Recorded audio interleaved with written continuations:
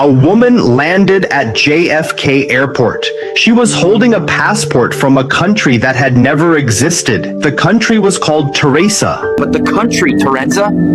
It doesn't exist anywhere. The passport looked perfect. It had a chip, stamps, and holograms. Every detail was right, but the problem was that place didn't exist anywhere in the world. The officer asked, "Where is Teresa?" She froze. Her voice shook. She said, "Then I'm not in my world?" She asked me, "Is this America?" I said, "Yes, of course." Then she whispered, "America," like she had landed in the wrong place.